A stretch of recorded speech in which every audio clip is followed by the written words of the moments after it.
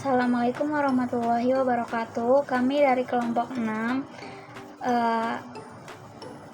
beranggotakan yang pertama ada Indi Nurfiani Romadona, yang kedua ada saya sendiri Siti Masito, yang ketiga ada Wilda Nurfitria, yang keempat ada Gilang Maulana.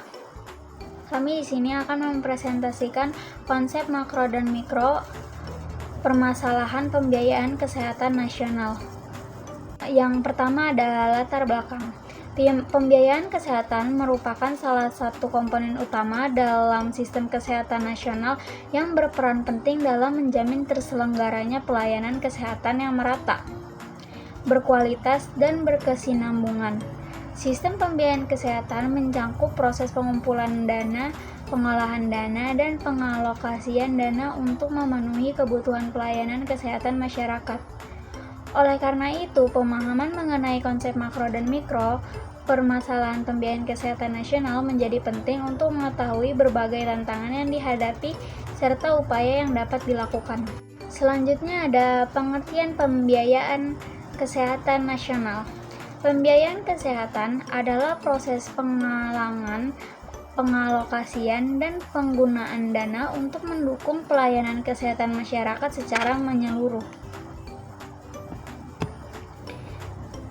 Menurut World Health Organization atau WHO, pembiayaan kesehatan adalah fungsi sistem kesehatan yang berfungsi menyediakan sumber daya keuangan yang cukup agar semua masyarakat dapat mengakses pelayanan kesehatan yang dibutuhkan tanpa mengalami kesulitan keuangan. Tujuan utama pembiayaan kesehatan adalah menjamin ketersediaan dana kesehatan, menjamin akses pelayanan kesehatan yang merata, meningkatkan kualitas pelayanan kesehatan, memberikan perlindungan finansial kepada masyarakat, mendukung pencapaian universal health coverage, meningkatkan derajat kesehatan masyarakat. Selanjutnya ada fungsi pembiayaan kesehatan menurut WHO. Reference collection atau pengumpulan dana merupakan proses pengumpulan dana dari berbagai sumber untuk membiayai pelayanan kesehatan. Sumber dana kesehatannya itu apa aja? Yaitu pajak pemerintah, APBN, dan APBD. Yang kedua ada iuran BPJS Kesehatan. Yang ketiga ada premi asuransi kesehatan swasta. Yang keempat ada pembayaran langsung masyarakat. Yang kelima ada bantuan donor dan organisasi internasional. Contoh, pemerintah mengalokasikan anggaran kesehatan melalui APBN, sedangkan peserta BPJS membayar iuran setiap bulan. Yang kedua ada pooling of fund, pengolahan atau pengumpulan resiko. Dana yang telah terkumpul digabungkan dalam satu wadah sehingga resiko biaya kesehatan dapat ditanggung bersama. Tujuannya untuk mengurangi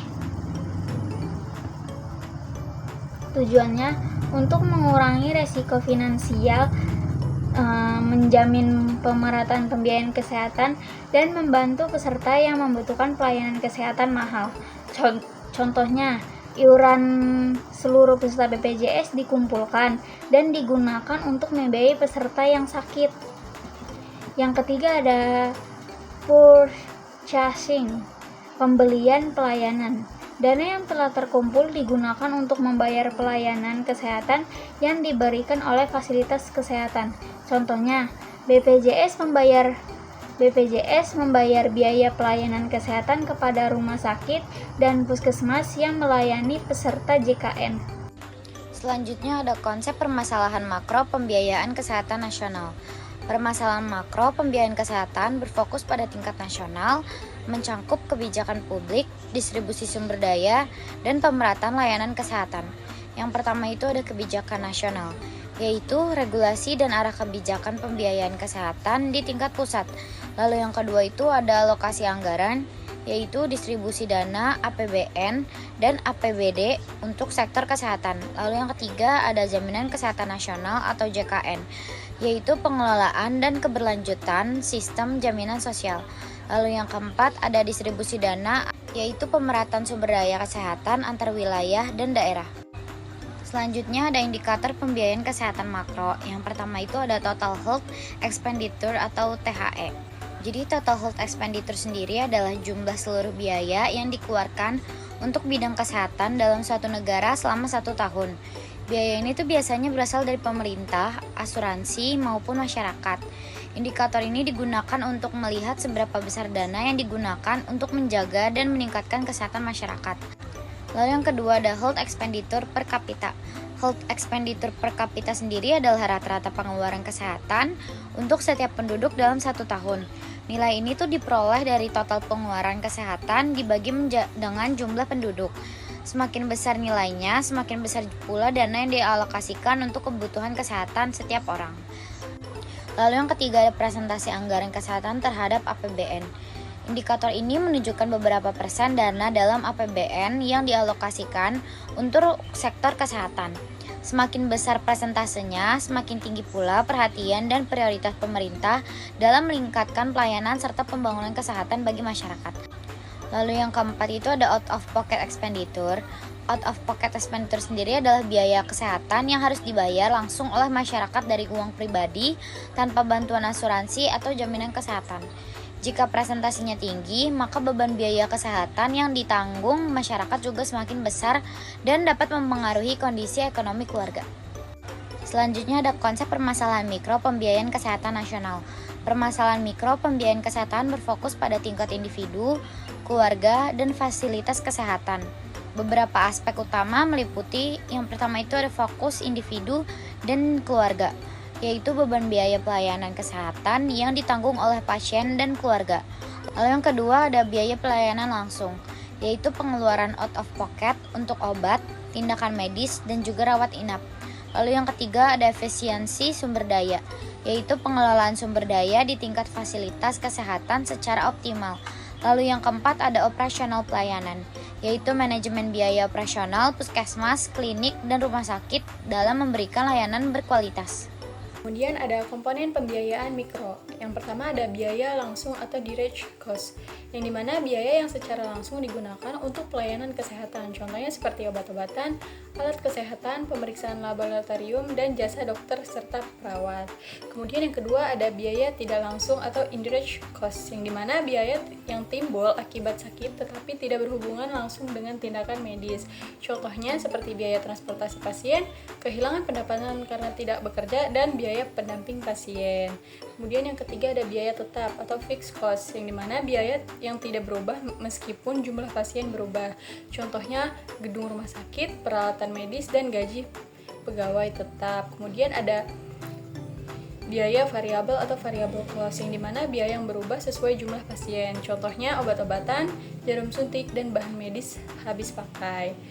Kemudian tujuan dari pembiayaan mikro ini juga untuk menentukan tarif pelayanan kesehatan, kemudian mengendalikan biaya operasional, lalu mengetahui kebutuhan anggaran fasilitas kesehatan, dan meningkatkan efisiensi pelayanan.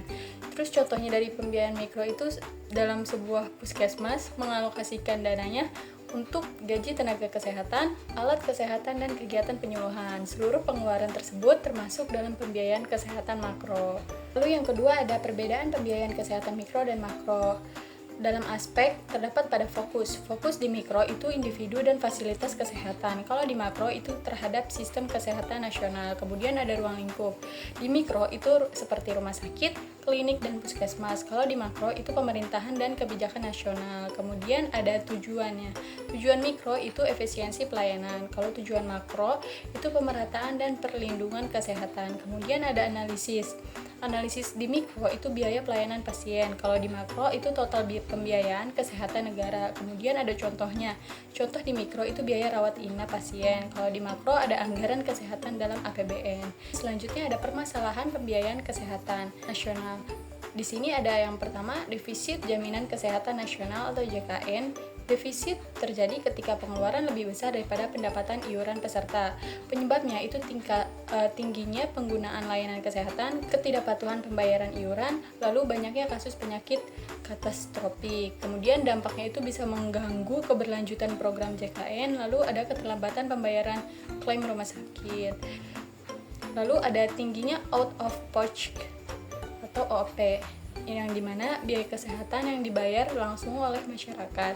Dampaknya menambah beban ekonomi keluarga dan menyebabkan kemiskinan akibat biaya kesehatan. Kemudian ada keterbatasan anggaran kesehatan, yang dimana kebutuhan pelayanan kesehatan terus meningkat, sementara sumber daya yang tersedia itu sangat terbatas. Dampaknya keterbatasan fasilitas kesehatan, keterbatasan tenaga kesehatan, dan program kesehatan tidak optimal. Lalu ada ketimpangan distribusi dana dan pelayanan kesehatan, yang dimana fasilitas kesehatan lebih banyak konsentrasi di wilayah perkotaan dibandingkan daerah terpencil. Dampaknya ketidakmerataan akses pelayanan, lalu ada perbedaan status kesehatan antar wilayah. Kemudian ada meningkatnya penyakit tidak menular, contohnya hipertensi, diabetes meletus, kanker, dan penyakit jantung. Penyakit tersebut membutuhkan biaya pengobatan yang cukup tinggi dan berlangsung dalam jangka waktu yang lama. Kemudian ada inflasi dan kemajuan teknologi kesehatan, yang dimana peralatan medis modern dan teknologi baru meningkatkan kualitas pelayanan tetapi juga meningkatkan biaya kesehatan. Dampaknya kenaikan biaya pelayanan kesehatan dan beban pembiayaan pemerintah semakin besar. Kemudian ada fraud atau kecurangan dalam pelayanan kesehatan. Fraud adalah tindakan yang dilakukan untuk memperoleh keuntungan finansial secara tidak sah, contohnya seperti klaim fiktif, manipulasi diagnosis, dan penggunaan kartu BPJS oleh orang lain. Dampaknya kerugian negara dan pemborosan dana kesehatan. Kemudian masalah distribusi dana dan ketimpangan pelayanan. Ketidakmerataan akses pelayanan kesehatan antara wilayah masih menjadi tantangan besar dalam sistem pembiayaan kesehatan nasional. Daerah terpencil dan tertinggal seringkali tidak mendapatkan alokasi dana yang proporsional dibandingkan wilayah perkotaan. Perbedaan status kesehatan masyarakat antara daerah mencerminkan ketimpangan dalam distribusi fasilitas, tenaga kesehatan, dan sumber pembiayaan. Hal ini berdampak langsung pada kualitas hidup dan derajat kesehatan masyarakat secara nasional. Diperlukan kebijakan afirmatif untuk memastikan pemerataan distribusi dana dan akses layanan kesehatan yang berkeadilan di seluruh wilayah Indonesia. Selanjutnya, ada upaya mengatasi permasalahan pembiayaan kesehatan. Upaya yang dapat dilakukan untuk mengatasi permasalahan pembiayaan kesehatan nasional antara lain, yang pertama, meningkatkan efisiensi penggunaan anggaran kesehatan. Yang kedua, memperkuat pengawasan dan pengelolaan dana JKN. Yang ketiga, meningkatkan kepatuhan masyarakat dalam membayar iuran. Yang keempat, memperluas cakupan kepesertaan JKN. Yang kelima, mengurangi kesenjangan pembiayaan antar daerah. Yang keenam, mengintegrasikan berbagai sumber pembiayaan kesehatan agar lebih efektif dan efisiensi. Di tengah padatnya aktivitas dan cepatnya dunia bergerak, satu hal tetap jadi prioritas utama, yaitu kesehatan kita dan orang-orang tercinta. Namun, mengakses layanan kesehatan seringkali menjadi tantangan. Keterbatasan waktu dan proses yang tidak praktis membuat orang menjadi enggan mengakses layanan kesehatan. Karena itu, BPJS Kesehatan menghadirkan solusi digital yang memudahkan segalanya. Aplikasi mobile JKN, semua ada dalam genggaman. Bagi Anda yang belum terdaftar sebagai peserta JKN, Mobile JKN menyediakan fitur pendaftaran peserta secara online, penambahan anggota keluarga serta perubahan data peserta seperti jenis kepesertaan, nomor HP, email, alamat, fasilitas kesehatan tingkat pertama dan kelas rawat. Untuk fitur info peserta terdapat informasi seperti status kepesertaan, nomor kepesertaan, lokasi vaskes terdaftar, kelas rawat, nama peserta, dan tanggal lahir. Cukup dengan beberapa langkah mudah, Anda bisa mendaftarkan diri dan keluarga dari mana saja, tanpa perlu antre. Mobile JKN bukan hanya aplikasi administrasi, tapi juga asisten digital untuk menjaga kesehatan Anda setiap hari. Berikut fitur-fitur unggulan yang mendukung pelayanan kesehatan langsung dari genggaman Anda. Butuh konsultasi kesehatan tanpa harus ke fasilitas kesehatan? Gunakan fitur konseling dokter di Mobile JKN. Konseling dilakukan secara daring oleh dokter dari fasilitas kesehatan. Tingkat pertama pilihan Anda, cepat dan efisien tanpa harus keluar rumah. Deteksi dini penting untuk mencegah penyakit kronis. Gunakan fitur screening riwayat kesehatan untuk menilai resiko penyakit seperti diabetes, hipertensi, hingga jantung. Hasil screening bisa menjadi panduan awal dalam menjaga kesehatan Anda dan keluarga. Saat kondisi darurat, nggak perlu panik. Cukup satu klik pada menu info lokasi vaskes, kamu bisa mencari fasilitas kesehatan terdekat.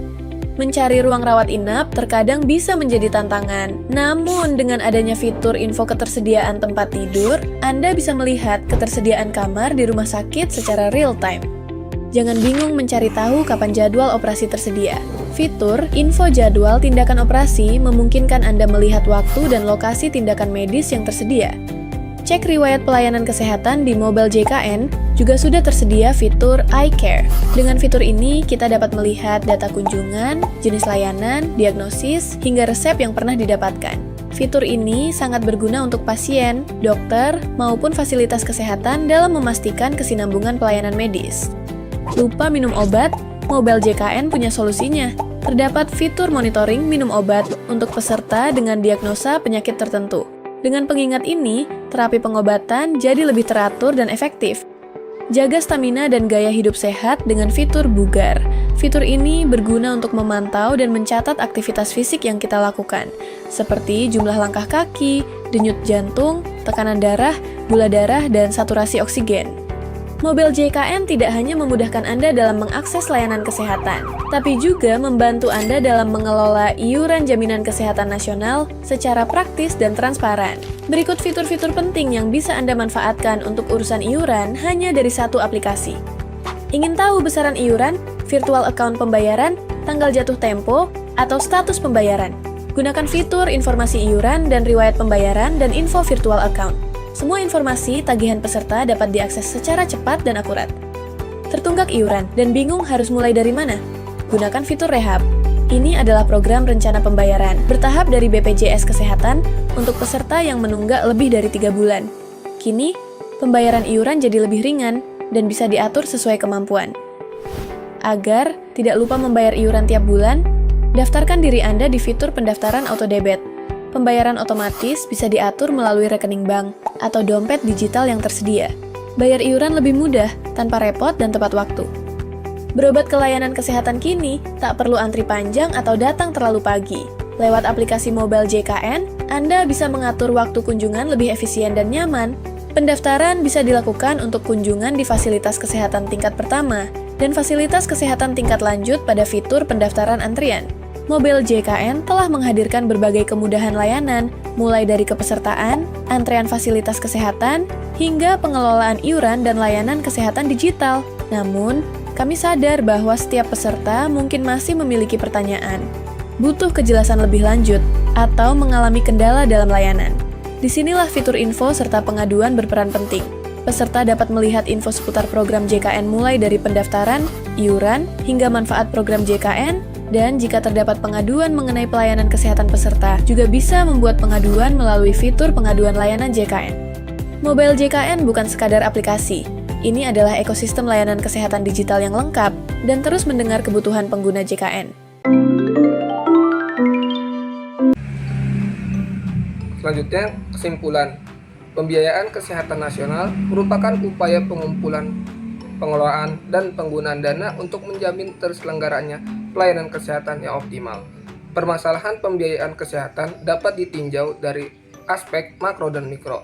Permasalahan makro meliputi keterbatasan anggaran kesehatan, defisit JKN, ketimpangan pembiayaan antar daerah, dan tumpang tindih sumber pembiayaan. Sementara itu, permasalahan mikro meliputi tingginya pengeluaran langsung masyarakat, ketidakpatuhan membayar iuran JKN, inefisiensi pengelolaan dana, dan akses pelayanan kesehatan yang belum rata. Dengan adanya kebijakan yang tepat dan pengelolaan pembiayaan yang efektif, sistem pembiayaan kesehatan nasional diharapkan dapat memberikan pelayanan kesehatan yang lebih baik, merata, dan berkelanjutan bagi seluruh masyarakat Indonesia. Demikianlah video presentasi dari kelompok kami. Melalui video ini, kami berharap teman-teman dapat memahami dan meningkatkan ilmu yang sudah dijelaskan mengenai materi tersebut. Terima kasih atas perhatian dan waktu yang telah diberikan. Wassalamualaikum warahmatullahi wabarakatuh.